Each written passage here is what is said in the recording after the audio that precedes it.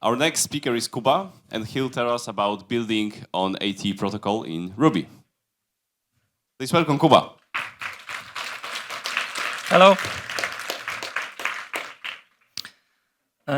So my name is Kuba Suder. I will be speaking today about building things on the AT protocol and Bluesky. The border between them is kind of blurry, but they're distinct things. So a bit about myself. I've been coding in Ruby since about 2007.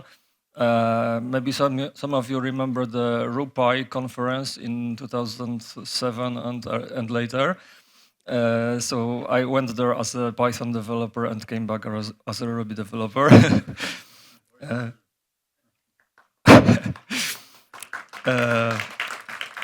And then I was switching between Mac and iOS development and Ruby back and forth over the years. And recently I came back a bit more to Ruby again.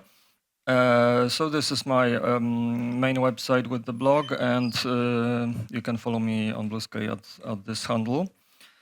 So yeah, like I said, it's like this. Bluesky is built on the AT protocol, but there are other things you can build on that protocol that are not Bluesky, and also what people see as Bluesky is not only what the Bluesky the company built, but also what the other community people like me have built. So it's like layers like this. I'm gonna spare you like full history, but Bluesky started as an idea at Twitter, where they had an idea that they would like to build some kind of distributed protocol where you could build things like Twitter, where Twitter would be only one of the participants. And they invited external teams to pitch their visions, their projects. This took a while, and Jay, which ended up as CEO of Bluesky, was selected. And she insisted that it would be created as a separate company independent of Twitter, which in hindsight is the only reason why it still exists. And they agreed to make it an independent company that only had a grant from Twitter. Then in over 2022, they were designing the thing. In the meantime, the whole Elon thing happened. People started looking for a way out of Twitter, and in 2023 they launched some first very early beta versions and made a sign-up form, and suddenly they had 1 million people on the waiting list. And then over 2023 they were giving out more and more invites. The community was building. In 2024, in February, they dropped the invites. It was about a bit over 1 million users then, and they also opened the network for external servers at this point. And then it was the next big bump in the numbers was there was Japanese people came in February, I think. Brazil came in September, when for about a month Twitter was blocked in Brazil, and the whole Brazil suddenly came to Bluesky and overloaded all of our services. And then in November 2024, like a couple of millions of people came after the election in the US. And the last year was, there were a lot of things happening outside of Bluesky, growing new communities that have separate servers, more and more developers joining, building things. So a lot of things was happening and changing quickly last year and this year. So I'm gonna go a bit about the architecture of the network. So let's start with the PDS, which is the personal data server. This is the server that holds user data. So the PDS has some number of user accounts with user repositories, and the repository holds the given user's data. First, a bit about identity, how the users are identified. Users have handles. Handles are just domains, not username at domain, just domain.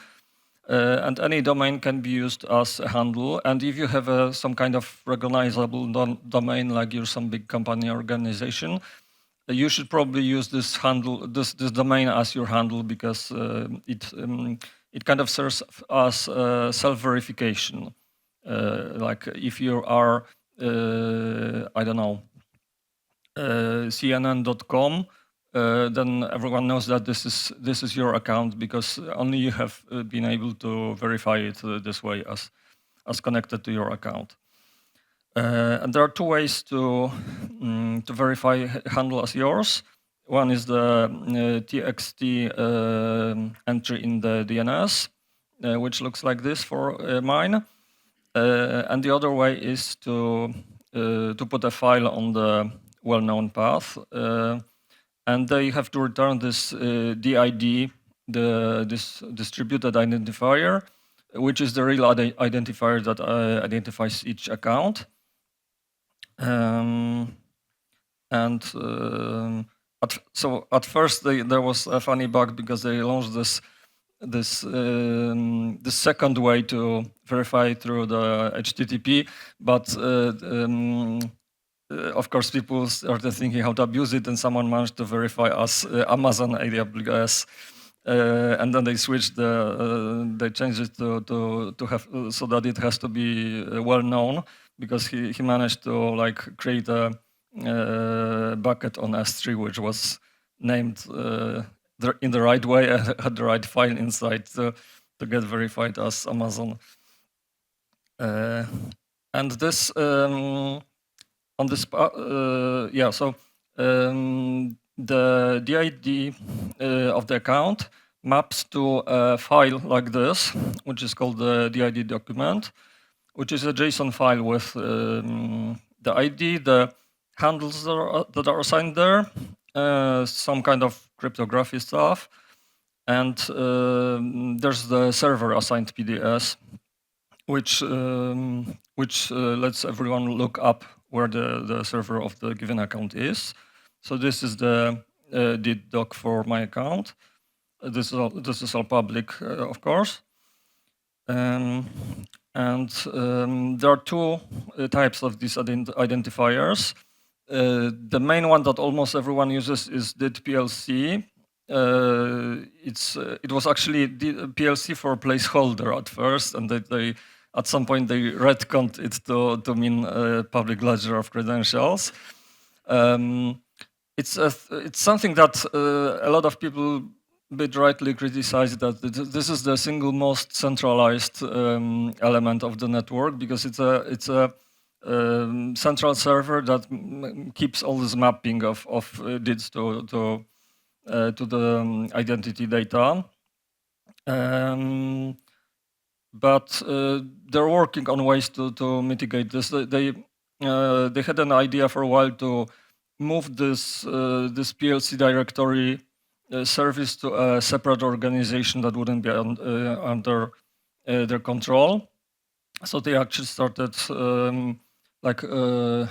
this or last month there was a conference, Atmosphere Conf, where they announced that they founded the organization in Switzerland that will be managing this PLC directory as a separate entity.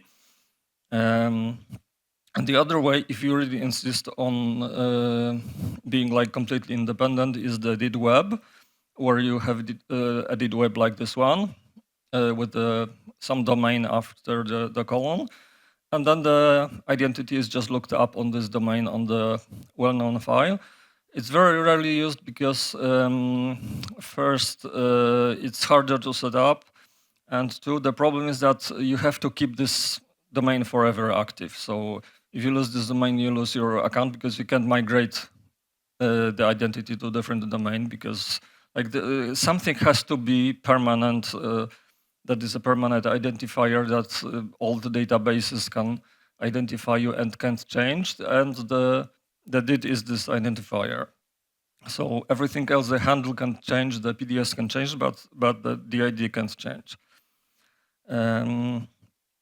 So getting back to the architecture, inside the user repo we have records, which are the main unit of data. Records are grouped in collections.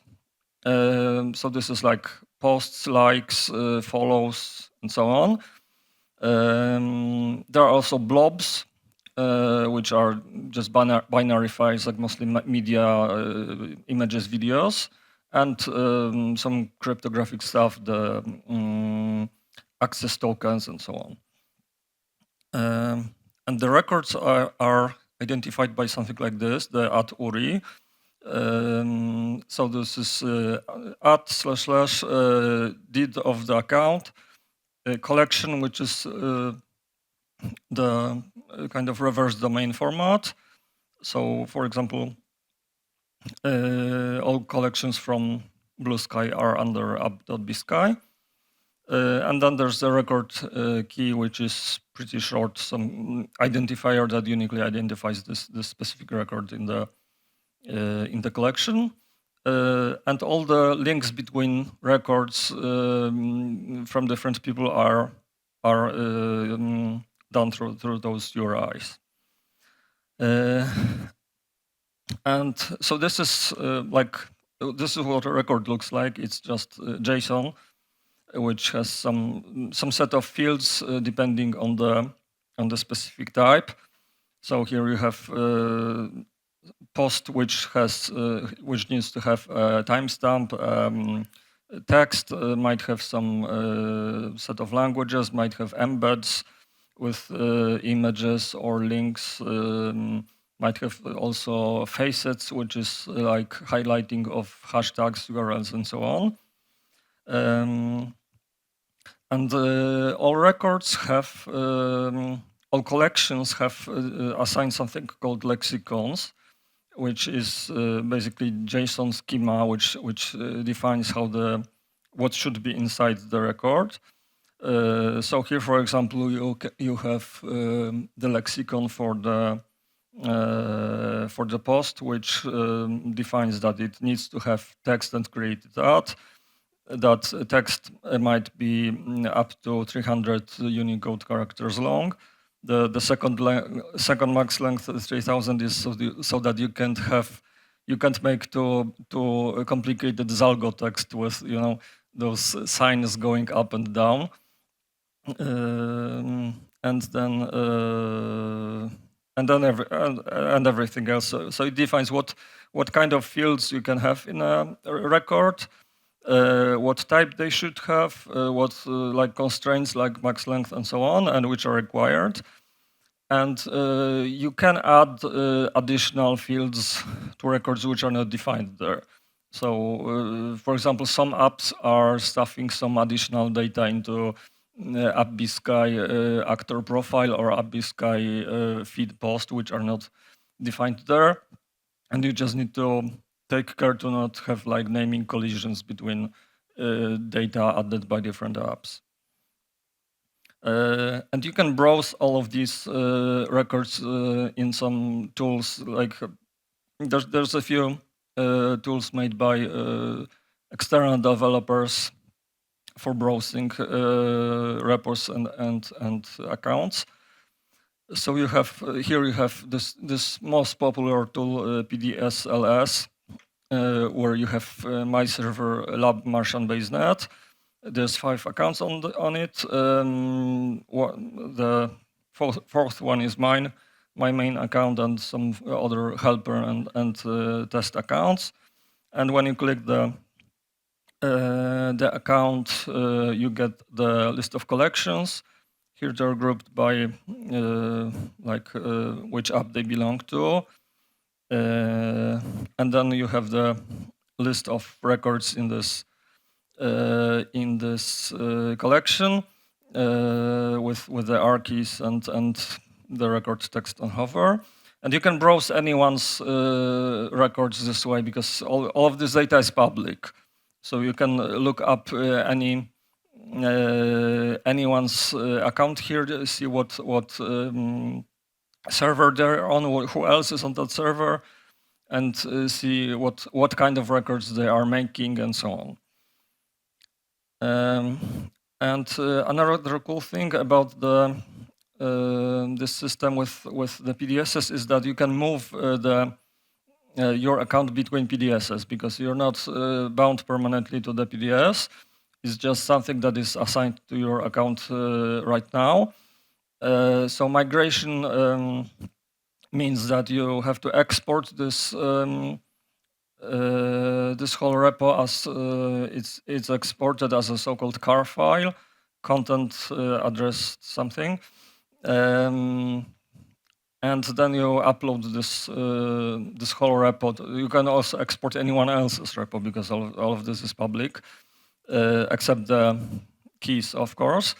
So you export this car and import it to the other PDS, and then you submit an update to this did doc, which changes the PDS entry that your account is now on this PDS2. And again, there are some tools made by external developers. So, for example, here's the most popular tool, PDS Mover, made by this guy, Bailey Townsend, not to be confused with the other Townsend. So this is like a web tool where you just log in and say where you want to be moved and confirm some authentication codes and so on, and wait some time. And this is like usable for non-technical people. And there are a couple of tools like this. So basically, this is what happens. This service endpoint. At first, everyone was on server bsky.social, and then they, about November 23, they moved everyone to 10 servers, which were all Bluesky servers, but just to test like a test of the federation. So at this point there were 10 different servers, and they named them all after mushrooms. So they're called mushroom PDSs. Mine was Amanita, which is the red one with the white dots, the muchomór in Polish. And then I moved a year later. I moved to my own server. Okay, so back to the like bird's eye view. So you might know this other distributed network, which looks a bit like this. So the one thing to remember is that this one is not like this. It's not like one-to-one with the other one, because here the nodes are like there's one type of node, and they all communicate with each other. And in Atporto is a bit more complicated. So there's basically a few types of servers which have different roles, and we have the PDSs. The PDS is like the source of truth for the data and for the account. And then we have relays, which is relay basically combines the PDS has WebSocket, which outputs all the changes on it, and the relay combines the input from the WebSockets from all the PDSs it listens to, and output is on one big pipe, so someone who needs all the data can listen to it. And then there's the terribly named AppView server. Terribly named because like most people hear AppView and they think it's the client, but it's not the client, it's the server. Because it's named like this because it's like a materialized view of the network. But this only makes sense to people who know what materialized view is. So we have the So we have the relays. Relays are feeding into servers like the app view and some other services. And then there's the client app. So the client app, when you make posts or likes or something, it saves them to the PDS, which sends them to relay and everyone else. And so as you can see, there are some of these things, most of them right now, which are inside the Bluesky company, but there are also versions that are running outside. And so this is how the flow goes again. So this, if you've seen the talk yesterday about event sourcing, this is kind of the same thing, but just on a different scale, on the scale of the whole network. So again, the client app calls the PDS with calling methods like create record, update record. And so like when you press like on someone's post, it will send create record like to your PDS. When you unlike the post, it will send delete like to the PDS and so on. And the PDS passes all of these events on its WebSocket. Here it's encoded as CBOR, is a kind of binary representation. The PDS, by the way, it's at least the reference implementation, it keeps the data in SQLite, or more like many SQLites, because it's every account has its own SQLite. And the Mushroom PDSs have up to a few 100,000 accounts, so a few 100,000 SQLite files, and it works well. And then the PDS passes this data as this CBOR to the relay, which passes it through combined with data from the events from the other PDSs, and it goes to the app view, which stores it in some kind of normal database. So at first it was Postgres, then they switched to this Scylla DB to make it scale beyond a couple of million users. And so the app view keeps this data organized in some way which makes sense. So it has easy access. So the role it has is to combine this data into some kind of more understandable structure. So, for example, if you want to see how many likes a post has, you need to have data from the whole network, because each of those likes is on a different server. Like 3 different people liked a post, and these are 3 like records, which are in those people's account repos, and each repo might be on a different PDS. So you have to like monitor the whole network to see where are likes being made, which are pointing to this to the URI of this post. So this is the role of the app view. It does things like counting how many likes a post has, how many followers someone has, what are the followers, collecting posts which are replying to something into threads that can be downloaded as a single tree, and so on. And then the client app again loads the data mostly from the app view in the form of some processed JSON. Okay, so this is the architecture. This is how it looks normally. This is how it looked on Thursday when I was on the train to Wrocław. So there was a massive DDoS, and Bluesky, most of Bluesky was down for most of the day. Like it was sometimes showing up and going back. So most people couldn't access anything throughout this day, like 24 hours. But if you knew how to get around it, some people could have somewhat accessed it.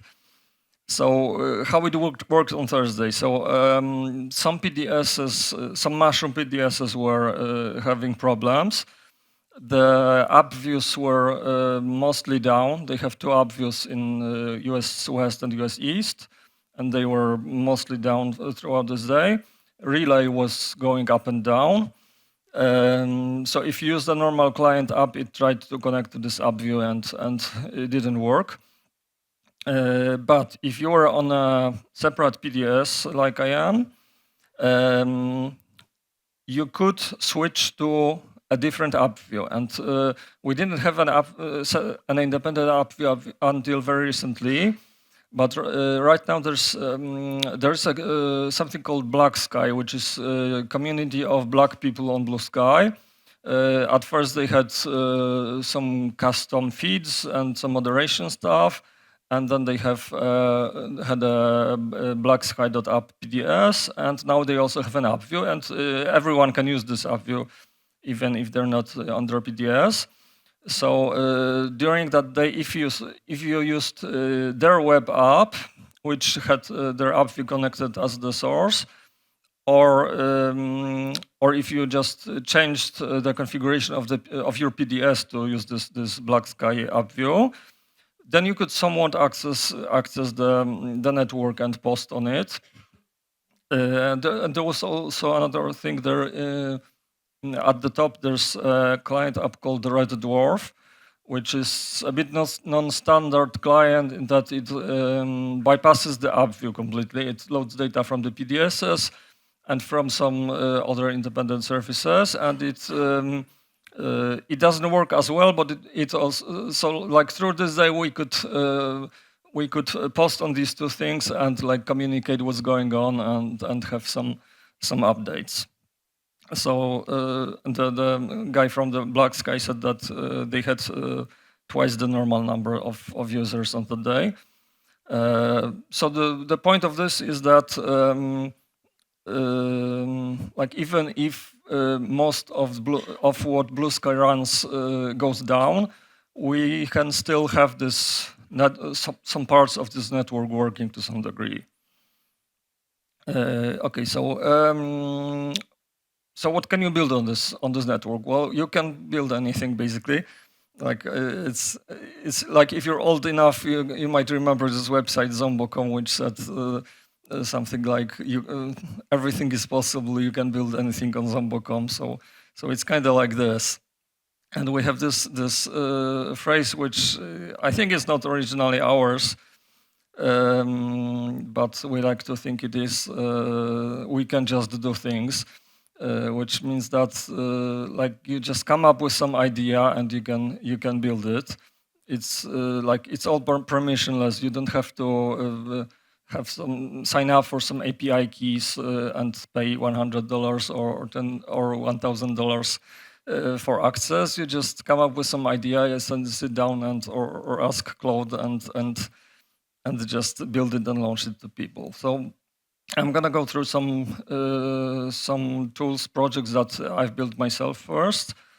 So, for example, you can gather some network statistics, global statistics of the total number of posts or users posting to see how it changes. So here's my chart of the weekly number of users posting on independent PDSs, and this includes the so-called bridge, which is a PDS that bridges posts between the Mastodon network and Fediverse and the Bluesky network.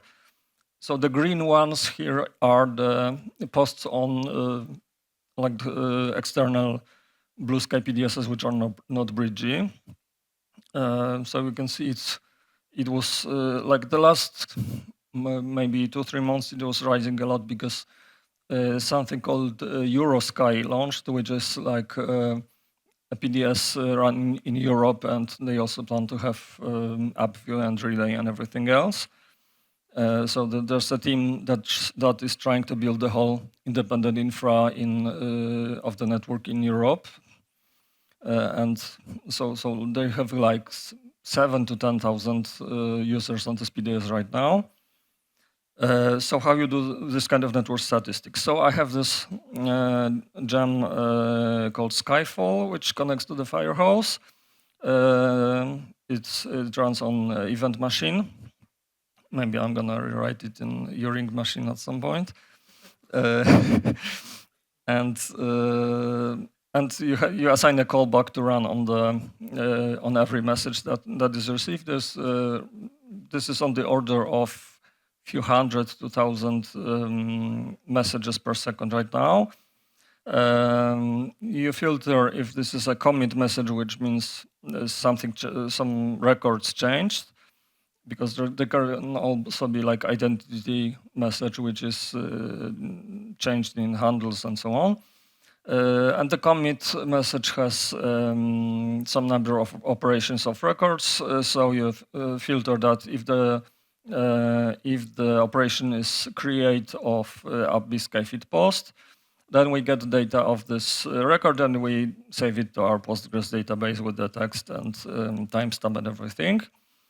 And then we have the posts in the database. So we do some kind of count of the total number of posts between timestamp here and there for a week or a day, and the number of distinct user DIDs, and we'd save it to some kind of separate statistics table, and from this table we can export this as JSON to the chart. Here's a separate chart, which this is not on my website, but someone else also has similar charts. This is number of unique users daily which have made at least one like. So it's also some kind of like daily active users of the network. And this works the same way. So you just need to listen for like records being created and not post records.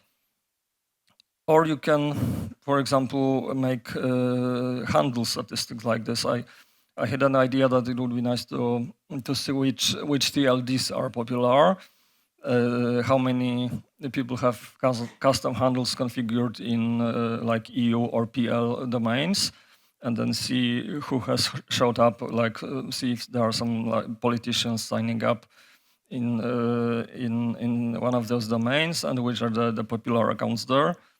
Or like what are the most popular domains with .int. I think Interpol int was the first one in this group. So how you do this?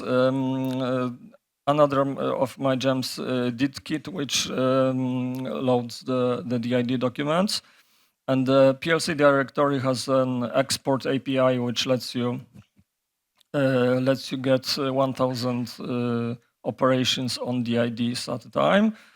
So here it's running in a loop and just fetching the last 1,000 operations every minute, for example, and the operation includes DID and what changed in it, so what handle is now assigned and so on. So we track all of those changes to the DIDs and save it to a handles table with the assigned handle. It should be verified also, like you should take this handle and check if it resolves through DNS or well-known both ways, but this is just simplified. And we save the TLD as a separate field. And then we have a table of handles. So then we can do again like count group by TLD, order by count dest, and we have this table. Or we can do select where TLD is this one and order by followers dest, and we have the most popular in a given handle. We don't have followers count in this database yet. So to get followers, you would need to either listen to follow records and save all of the follow records to the database, but that's a lot of data. So alternatively, you can just have a rake task which asks the app view which has all these numbers, and have something like this that goes through all the handles we have. In batches of 25, there's this endpoint called get profiles, which can look up to 25 DIDs. And we ask AppView what are the follower counts of those DIDs, and we update this in the database, and then have this rake task run like once a week or something. And then we have another table on this website is the biggest independent PDSs. So you can see here the Bridgie first, and then there's Eurosky and Black Sky and some others. So again, this is from the same table, just additionally save the PDS endpoint and then make a query that counts and groups by PDS. Another thing I'm doing is running some number of custom Bluesky feeds. So there's a Linux feed, for example, which I built as kind of proof of concept, but a lot of people use it. So it matches all posts by some number of regexps. And then you go to this feed and shows you some discussions about Linux. So the feeds work like this. The client app, when you open the feed, it through the PDS, it calls the app view. And the app view calls the service, which is usually run by some independent person, for the list of posts in the given feed at the given position. Usually, those you need to have like stream all posts from the relay and save them, some of them or something. And then the feed runs some algorithm which is like passes through some number of regexps or does some kind of ranking of posts or something, and returns the list of URIs of the post to the app view, which does the hydration of the post. So it turns the URIs to like proper post records and returns them to the client app. So here's an example of the Linux feed, which just has some list of regexps matching some Linux distribution names and so on, and has some excludes to filter out some unwanted stuff like some spam and so on. Because, for example, it turns out that some people use the word Red Hat to mean like MAGA supporters. So it so it was matching completely unexpected posts, and people were reporting this to me. So this feed has this method post matches, which checks if it's if it's not an account that is completely filtered out, and if it matches any of the good regexps and doesn't match any of the bad regexps. And then in this main loop in event machine, we create a post, and then for each of the configured feeds, it asks it is here's a new post. Does it match your filters? And if it does, then it saves them additional reference to the post to the feed. And then there's a method which is called when the app view asks for the feed page, which just looks up those assigned posts assigned to the feed. And I can have like in a terminal for testing, see the latest matched posts and see why exactly they are matching, which part of the post is highlighted by a regex.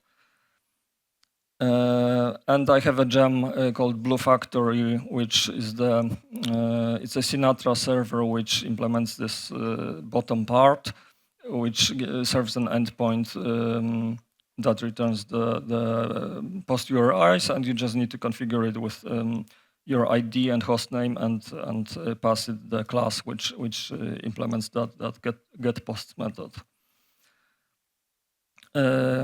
Another thing, I have this statistics of third-party relays. So how it works is basically runs some number of processes independently, and each of them does this Skyfall event machine loop, and just counts number of events and number of unique users that have appeared there, and this runs for an hour, and then the processes are again joined together and return just the count to the master process, and the master process saves this to the database. And then I have something like this, which is like shows which of the third-party relays cover how much of the network, because I wanted to see if if they're reliable over many days, if they can be if I can switch to one of those relays to be used as the main source to get more independent of Bluesky infrastructure.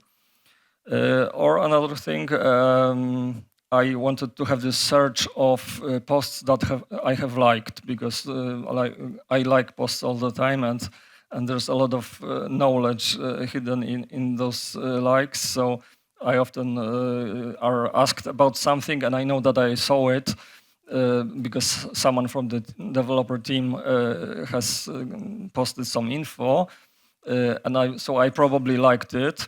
So I can go to this website I made and look up by keyword.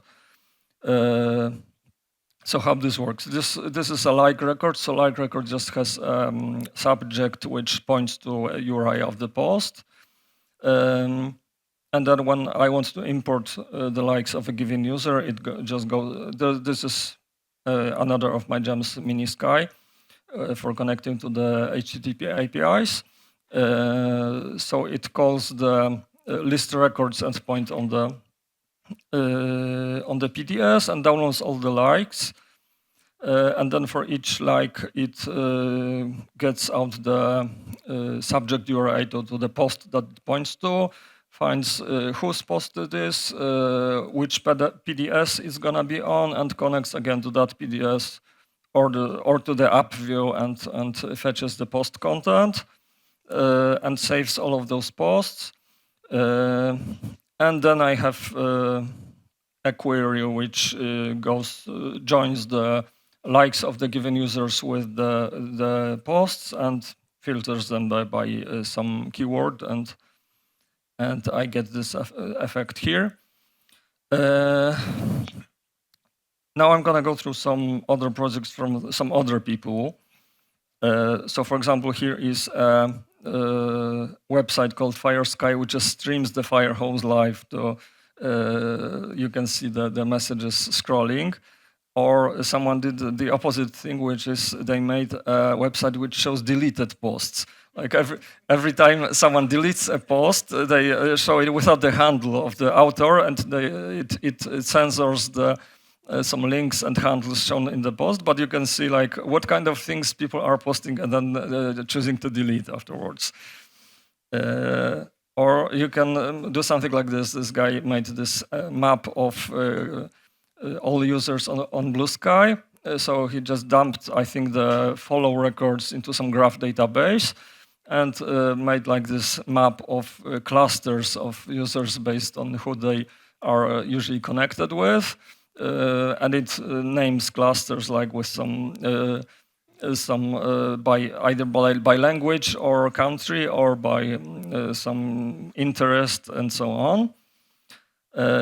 Or you can do something like this, which is an index of backlinks on the whole network. So this is a service that saves every link in a record made to something else.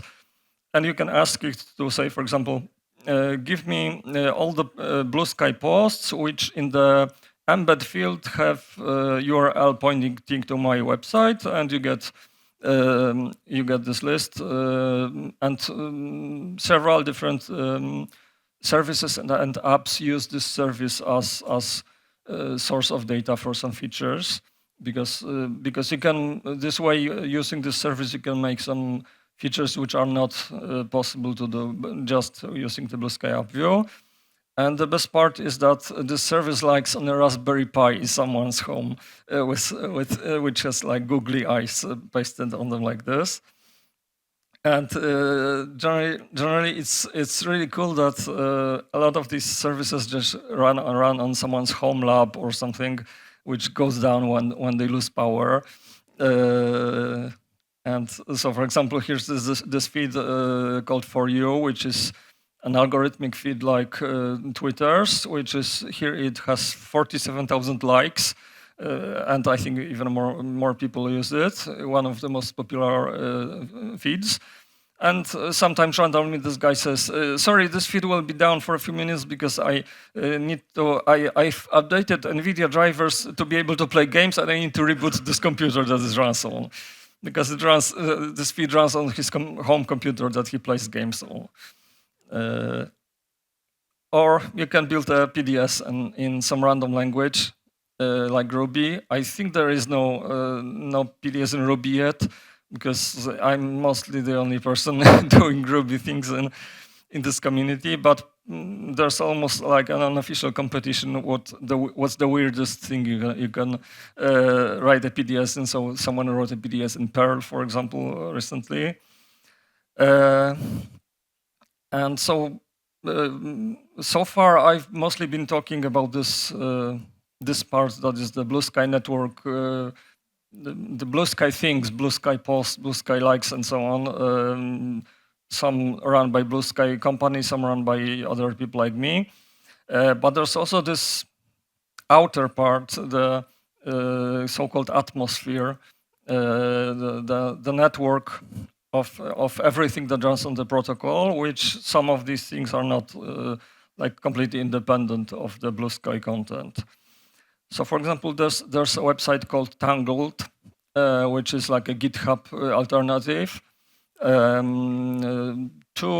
It's run by, I think, two Indian guys who are brothers who are living in Finland. One is living in Finland, the second one somewhere else. So they got some, I think, some VC funding lately. And like you can, a lot of projects in this community are hosted on this GitHub alternative. So it has its own lexicon like this, which so the repo is a record, which says what the name is and description and so on, and the actual Git content is hosted on something called a knot, the not one tangled sh, and like issues or PRs are also records and are in the same repo and look something like this. There's for example, a kind of Instagram on @proto, because a lot of things that people are building are basically some name of some common service on @proto, like Instagram but on @proto, Strava but on @proto, and so on. So there's this site called Grain, where you upload photos, and again there's a record and lexicon for gallery, for photo in gallery, and so on. And so the thing is, all of these records are like they all use the same system. They all go to the same PDS. You can store all of this data from those other apps on your PDS, even if it's a Bluesky hosted PDS. They don't mind hosting other apps data on this server they run.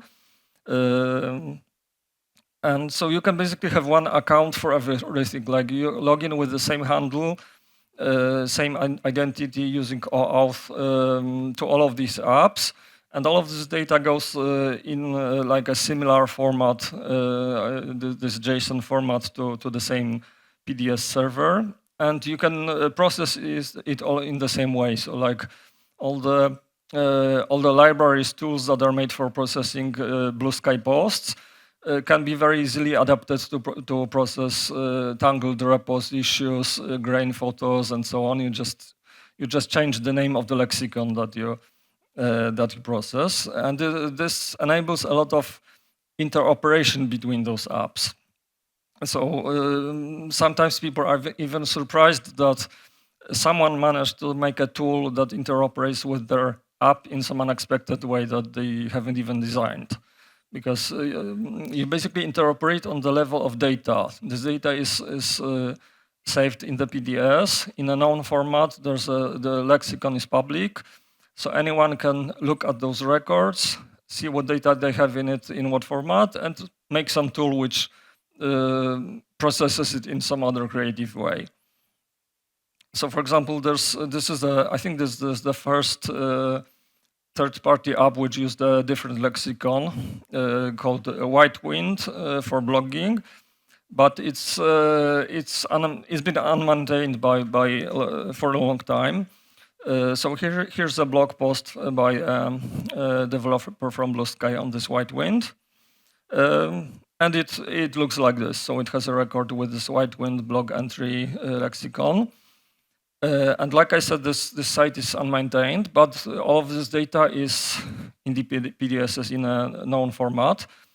Someone just made a different website which displays the same posts in a different design, which is more customizable. This is the exact same post from White Wind, rendered on some other website made by a different person, without having to ask White Wind for access or anything. They just took those records which are in the PDS in a known format and rendered it in a different way. And some people are even cooperating on building together lexicons. So, for example, a number of different blogging platforms on AdProto agreed on this standard called standard site, which is like a shared definition for a blog post record, and they all follow this lexicon format. So there's, for example, Leaflet, another blogging platform. This is the blog post in the Leaflet lexicon. It has those fields required by standard site. And then someone else again made a search engine which searches through all of the blogging platforms on AdProto, which use this standard site lexicon. So you can type some keyword, and so it shows that you can search in Leaflet, Pocket, Offprint, Greengale, White Wind, and so on. And because they all use this format. So you can type Ruby into search, for example, and you have some of my blog posts on Leaflet, someone else's blog posts on Pocket, and so on. My main point, I guess, is that I want to invite you to come build those things with us. There's a really cool, kind of crazy, positively community of people who are building together and helping each other and working together on things and so on. And basically everyone knows everyone, and most people are friends with most people, and so on. And people are just building random things that they come up with, use each other's things in some creative ways, and so on. So if you want to start, the main site is atproto.com, recently redesigned. There's AdProto Touchers Discord, so you can ask someone for an invite. I have an AdProto custom Bluesky feed, which grabs all the tries to catch most discussions about AdProto on the platform.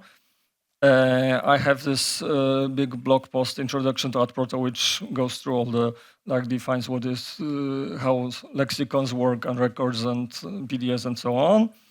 And over React.io is a blog by Dan Abramov from React, who used to work on the Bluesky frontend team for a while, and he wrote a number of blog posts which explain some things about this network in a very, very user-friendly way.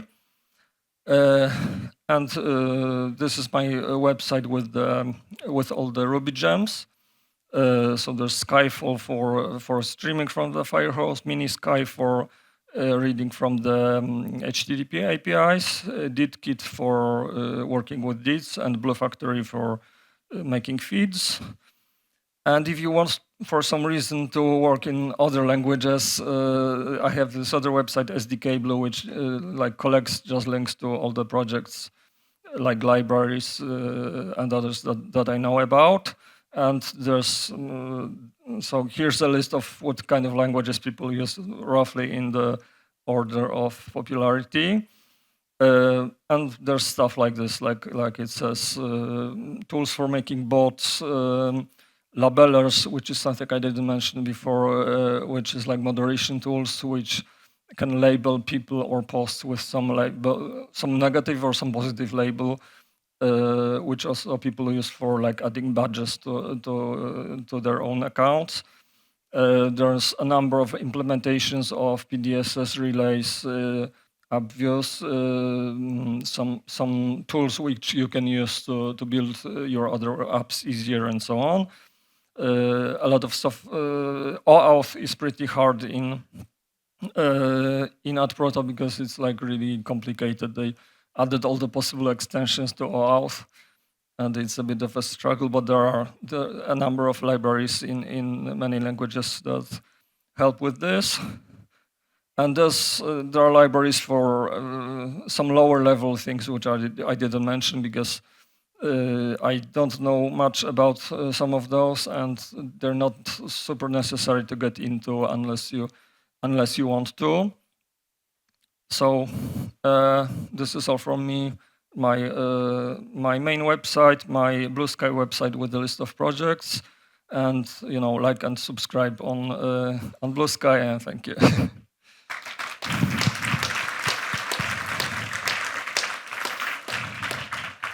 Thank you, Kuba. You filled the hour really well, so we have time for one quick question.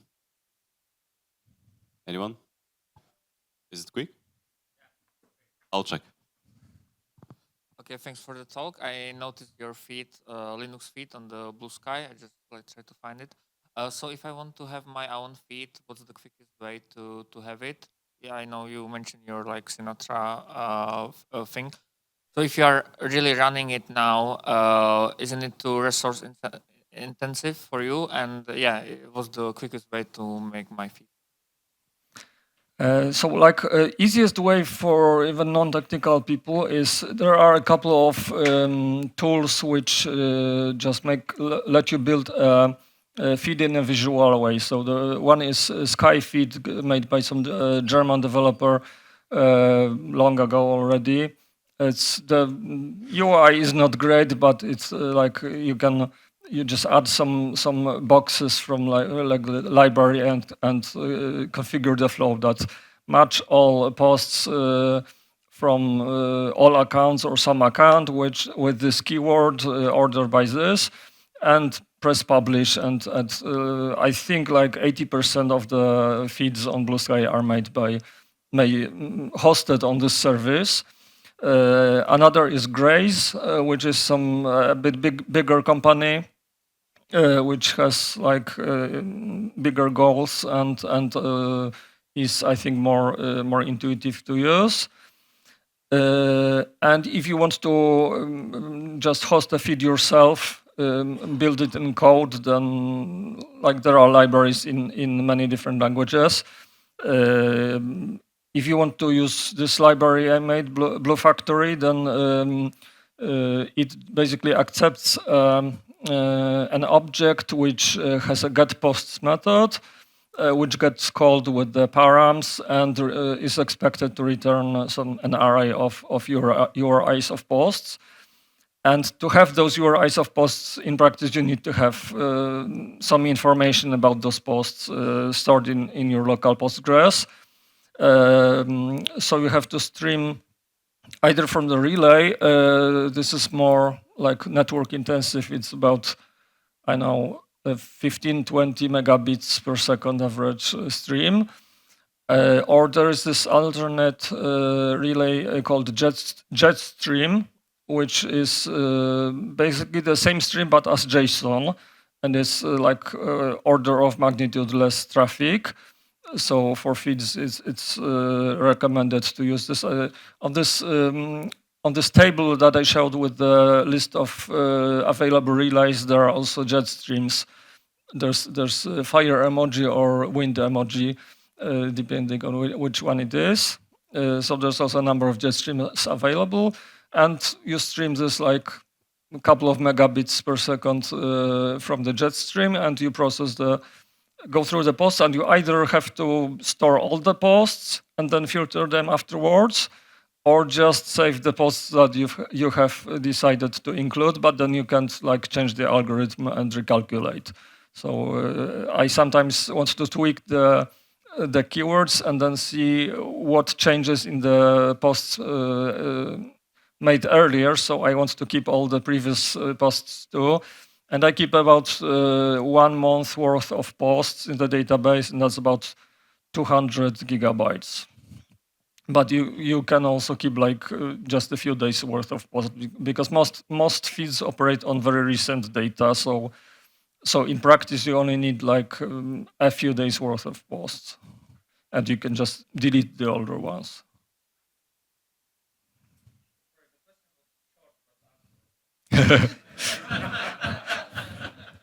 I'll think what to do about this. We're looking for sponsors for next year. All right. Thank you very much, Kuba. Thank you.